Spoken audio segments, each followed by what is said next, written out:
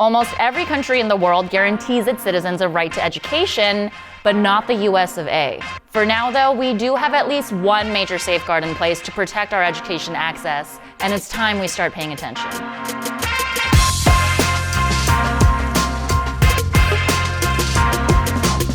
We've all been watching two seniors battle it out for the country's top job, but the election isn't just about Joe Biden or Donald Trump. Whoever wins the presidency will fill around 4,000 important jobs, including the Secretary of Education, the cabinet official at the forefront of school policy in this country. American education has always been a tough, polarizing, and messy affair tinged with religious and racist influence.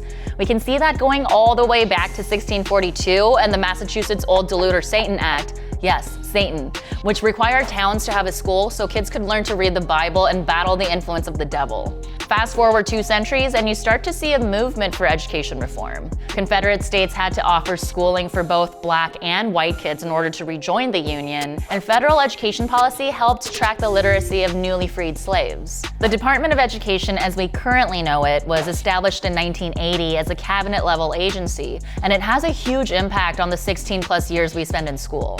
The department influences education legislation and works to prevent student discrimination on the basis of race, gender, sexual orientation, or age. But one of its biggest tasks is shaping financial aid policy and administering loans. Nearly 43 million of us have student loans right now, and a whopping 92% are owned by this agency. All this to say, it's really important that we get someone who will fight for student rights in the secretary's chair.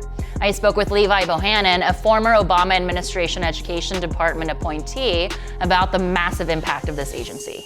When we choose the next president, we're also choosing the entire administration, right? So a vote for the president is not just that position, but the Secretary of Education, for example. That's right. And the Secretary of Education is ultimately responsible for running the department. And that's a big job. We're talking about millions of dollars that are going out the door. We're talking about thousands of people that would report to the department. It's a massive undertaking. What other powers does the Education Secretary have that would affect students' daily lives? For many folks, they know about the department the same way that I first learned about the department, which was through FAFSA, right? The free application for federal student aid.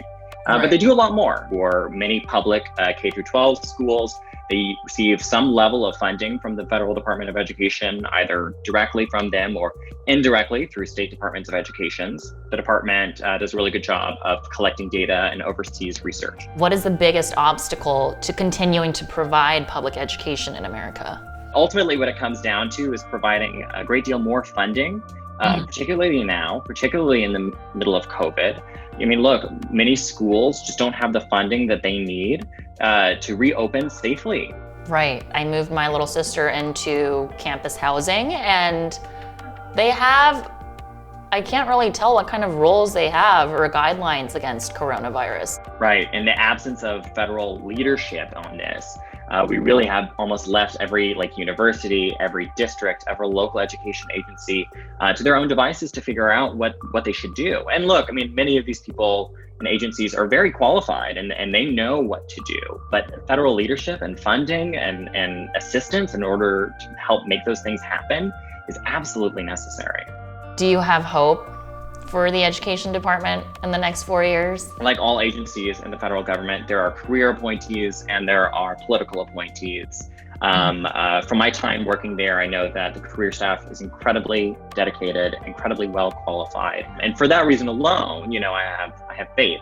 The current Education Secretary, Betsy DeVos, is a controversial figure to say the least. She's a billionaire Republican donor with no public education experience who has complained that public schools have displaced the church in our society. She's made moves to divert public education funds to religious and private schools in order to advance God's kingdom. Separation of church and state much? Unfortunately, this is a pattern of Republicans from Ronald Reagan to Trump working really hard to dismantle the education department. Recently, DeVos proposed new rules that would allow federally funded religious student groups to discriminate against gay or trans students. She's also fighting to force students who were defrauded by for-profit colleges pay back student loans that were previously forgiven. And just a couple months ago, she tried to take hundreds of millions of dollars of coronavirus relief aid meant for public school students and divert them to private and religious schools. Fortunately, civil rights groups are suing to block this, but the fact is, the war over public education will be ongoing, and our right to a fair and free school system will always hang in the balance